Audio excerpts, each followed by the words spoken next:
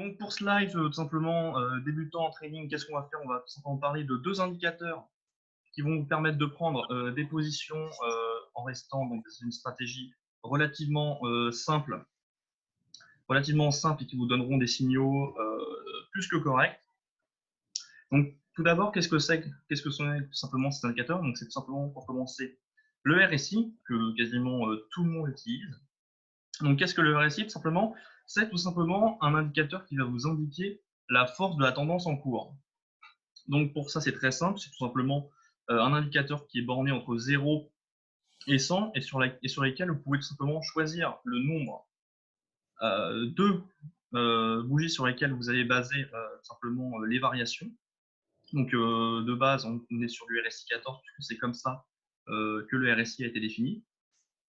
Et donc tout simplement, comment est-ce que ça fonctionne? Donc là, vous voyez que le RSI, il oscille.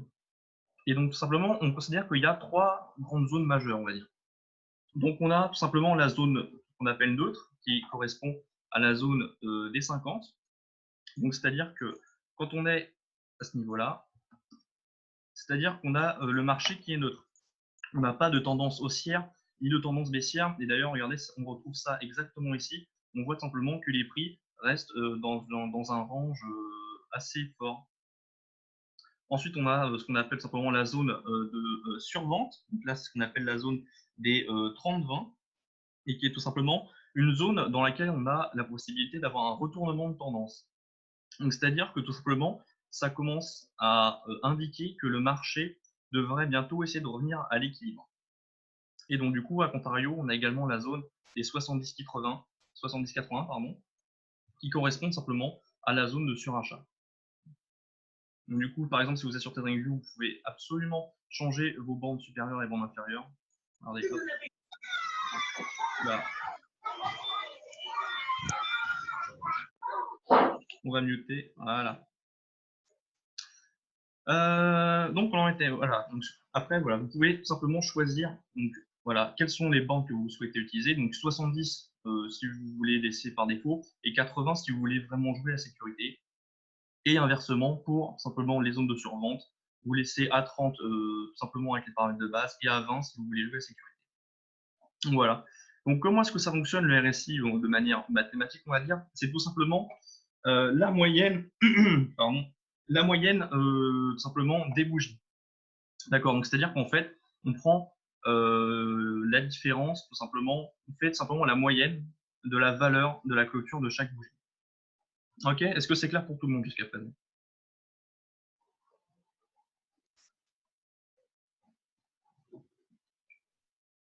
Bon, pas de message, donc on va considérer que c'est parfait.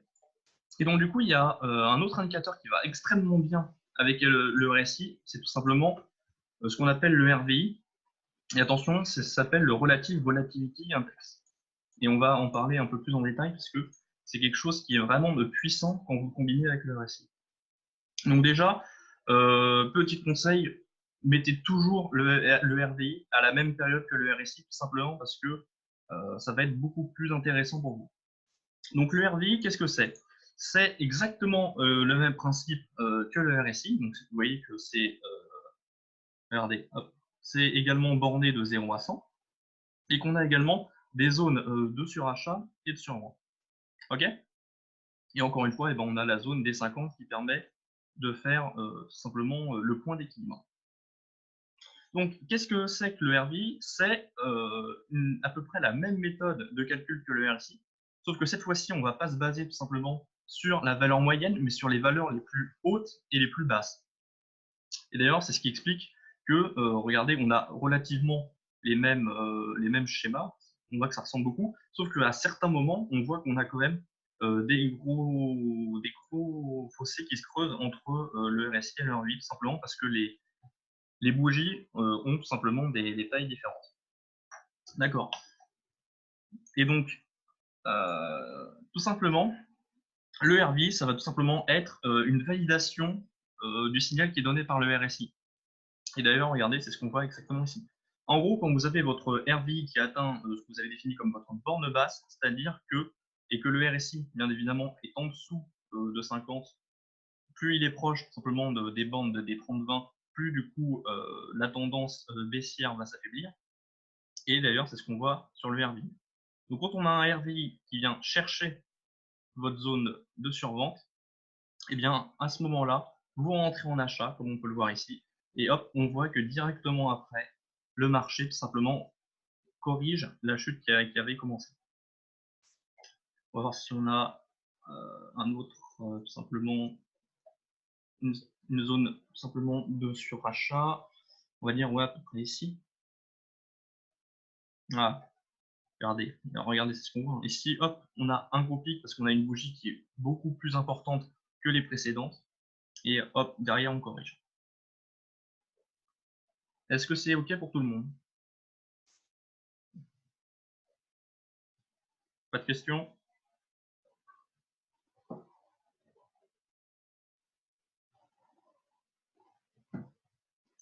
OK. OK. Donc voilà, c'est tout simplement des indicateurs extrêmement simples et qui sont tout simplement utilisables par n'importe qui, que ce soit des experts ou des gens qui n'ont jamais fait de trading. C'est vraiment un mécanisme qui est extrêmement simple à comprendre. Et d'ailleurs, vous voyez que ça vous permet tout simplement d'éviter les faux signaux du RSI, comme on peut le voir ici. Regardez ici, RSI tout simplement à 30, donc c'est une incitation pour la plupart des gens à rentrer sur le marché, et puis on voit que derrière, on a la tendance baissière qui continue à dégringoler, alors que le RVI voilà, ne vous fait rentrer que ici, tout simplement, sur cette bougie-là, et que derrière, le marché remonte quand même pas mal.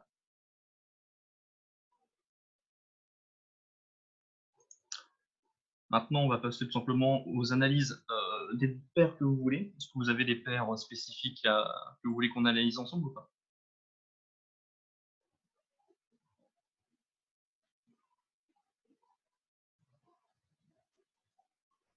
GBP USD.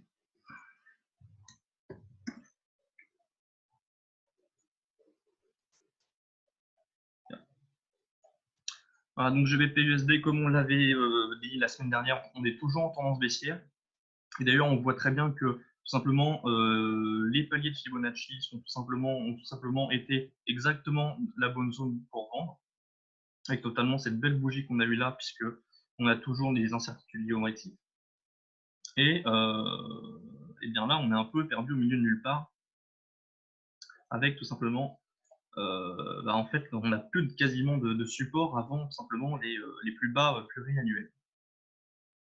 Surtout que on va avoir beaucoup de données macroéconomiques qui arrivent cette semaine, que ce soit tout simplement pour l'euro, la livre ou le dollar, et ça va être des données qui sont extrêmement importantes et qui vont définir déjà comment va se dérouler ce premier mois. Donc le plus judicieux en ce moment, ce serait tout simplement de tout simplement attendre les chiffres macroéconomiques et de se positionner en fonction des résultats. Parce que sinon, vous voyez que là, on n'a plus rien du tout. Par ici, cette petite zone-là qui pourrait servir simplement de zone de range, mais avant d'aller rechercher plus bas. Puisque tant qu'on n'a pas de nouvelles rassurantes sur le Brexit, on a la livre sterling qui va continuer à chuter et chuter. Et si tout simplement on a un Brexit no deal, alors là, c'est simplement un fossé, on peut aller chercher les 1.0. C'est d'ailleurs le scénario qui est envisagé par tous les grands fonds d'investissement. Gold et oil. Alors, gold. Gold. Donc le gold, encore une fois, on a toujours eu la tendance. On a eu une alternance haussière-baissière sur le gold, ça a été extrêmement intéressant la semaine dernière. Voilà, donc tout simplement, encore une fois, Monsieur Trump qui a soufflé la pluie et le beau temps sur les indices boursiers et sur le gold spécifiquement. Et on voit que tout simplement, de toute façon, la zone des 1485-1500, elle reste défendue par les acteurs. Et donc, du coup, c'est tout simplement un excellent point d'entrée pour ceux qui voudraient se positionner.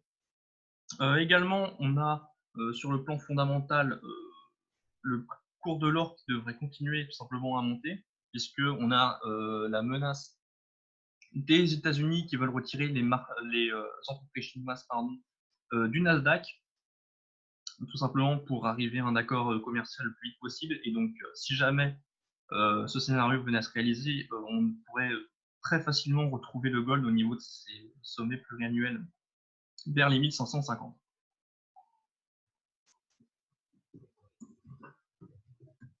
On va maintenant passer à l'analyse du pétrole.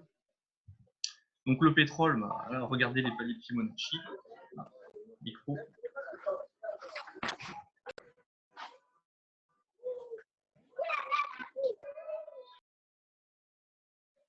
Voilà. Donc comme on avait donné la semaine dernière, on est absolument allé chercher simplement l'ETP à la vente. Et on voit tout simplement que la zone des 55,8 est tout simplement bien défendue et qu'on a toujours les tensions au Moyen-Orient avec tout simplement l'Arabie Saoudite qui avait été attaquée et tout simplement le déploiement d'armées américaines pour aller protéger simplement les zones de production du pétrole. Donc du coup, tout ça, ça pourrait faire jouer le prix de l'or noir vers le haut et tout simplement aller rechercher tout simplement le haut de cette bougie-là, donc vers les 58. Donc on devrait aussi entre simplement les 55,8 et les 58,40, sauf si on a encore une fois Trump ou tout simplement la Chine qui refuse d'arriver à un accord. Dow Jones maintenant.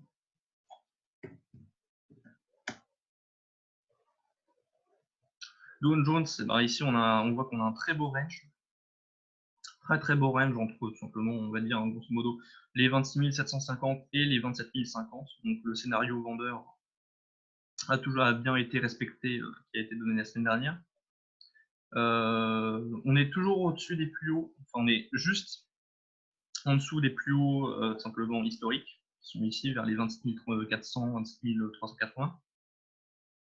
Et on voit que tout simplement, même si on a des catalyseurs puissants qui sont donnés par Trump, qui veut absolument voir les marchés aller chercher leur plus haut, on voit que ça peine énormément. Et du coup, on devrait continuer à rester tout simplement dans cette zone de range, donc entre 27 000, on va dire grosso modo 100, et 26 700. En dessous, ça pourrait quand même beaucoup tout simplement invalider les plans aussi qui ont été donnés.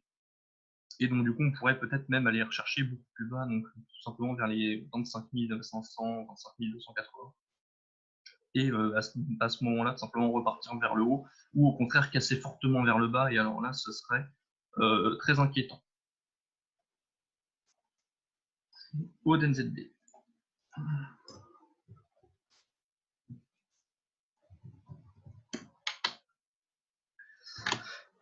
ODNZD, encore une fois, on voit que les paliers de Fibonacci sont tout simplement jouent tout simplement ici comme résistance, et qu'on a le support qui est juste ici.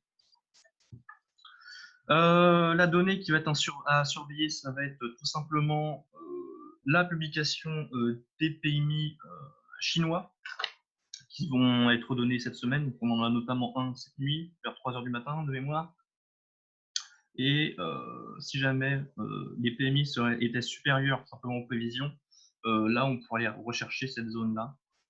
Et au contraire, s'ils sont inférieurs, du coup, on irait plutôt chercher cette zone de support-là qui est une zone extrêmement intéressante, puisqu'on voit ici que le marché a quand même été constant pendant, on va dire, 5 bonnes bougies.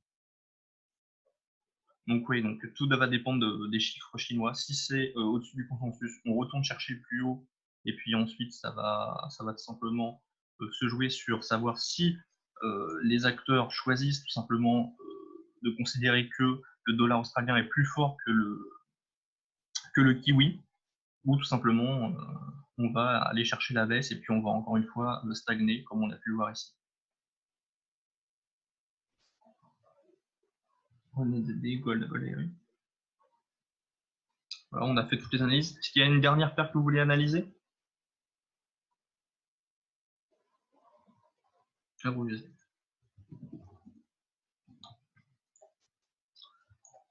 Euro USD. Ah, voilà, on va bien zoomer. Ah, donc Euro USD, on a toujours cette trendline baissière qui part de juin. De juin, on a eu un nouveau plus bas pluriannuel qui a failli aller chercher le seuil psychologique des 1,09, et même si on s'arrêtait à 1,0904, voilà, avant de simplement de repartir à la hausse. Et le contexte simplement pour la zone euro est assez inquiétant, puisqu'on a tout simplement Christine Lagarde qui devrait bientôt prendre la tête de la Banque centrale européenne, et elle devrait continuer la politique monétaire qui avait été simplement initié par Mario Draghi, mais donc du coup, l'euro serait encore une fois fortement pénalisé. Et donc du coup, à ce moment-là, on ira plutôt chercher les 1,0850. Par contre, en revanche, pour cette semaine, ça va être encore une fois les chiffres macroéconomiques qui vont être extrêmement importants, puisqu'on a la publication en début de semaine simplement du nombre de chômeurs en Allemagne, du PMI manufacturier allemand qui va être extrêmement important. Donc là, ça va vraiment être la donnée à surveiller pour simplement l'euro, puisqu'on a l'économie allemande qui est en pleine contraction. Et donc, du coup, si on a un PMI qui continue à se détériorer, ça va vraiment accroître le risque de récession en Allemagne et ça pourrait vraiment emmener la paire à aller chercher les 1,0860 qui correspondent simplement en plus à un des prix de Fibonacci. Et en revanche, on a pour le dollar l'ADP jeudi. On a l'ADP jeudi qui, du coup, s'il est supérieur au consensus, et ben, ça serait encore une fois, ça aurait encore une fois un fort impact haussier pour le dollar et donc du coup, la paire serait vraiment pénalisée. Donc, faites extrêmement haussier. Là, on a réussi à clôturer vendredi soir au-dessus d'une zone de résistance. Mais attention, puisqu'on a cette trendline que j'ai tracée ici, qui reprenait, regardez, qui reprenait tous les plus bas sur lesquels on avait toujours réintégré. Mais alors là, si jamais les annonces économiques sont simplement trop mauvaises pour la zone euro et que le dollar continue à se consolider comme il l'a fait jusqu'à présent, on pourrait tout simplement échouer à réintégrer ce canal-là et donc du coup on irait chercher de nouveau plus bas.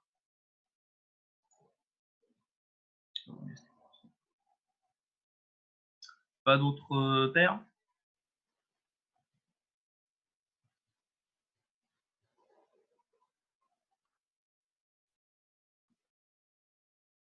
Euro JPY.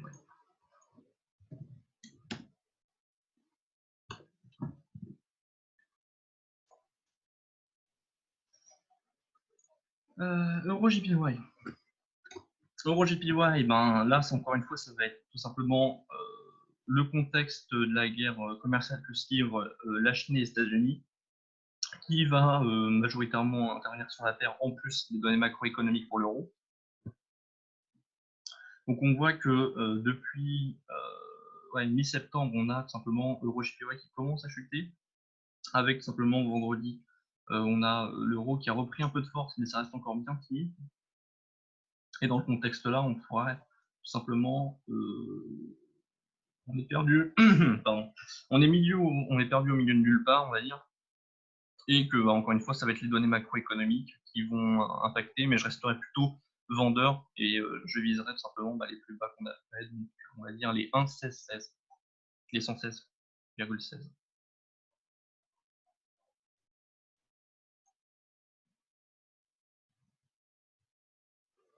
Vous avez une autre paire?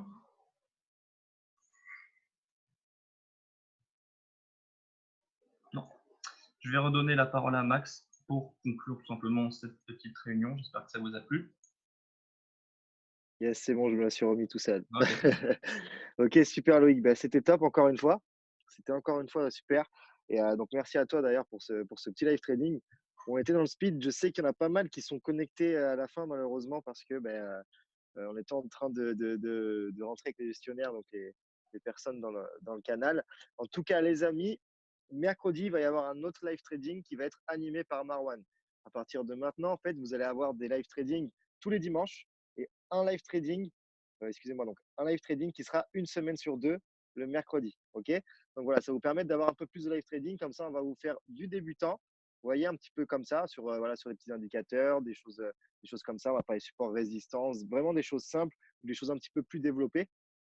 Et derrière, vous aurez comme d'habitude les lives avancés et experts, donc qui seront animés encore une fois par Marwan et par Loïc. Donc voilà. Donc les amis, je vous souhaite une super soirée. Encore une fois, merci à toi Loïc. Et on se retrouve dans le premium dès ce soir 23h. Les amis, on a des positions qui sont en overweek en plus.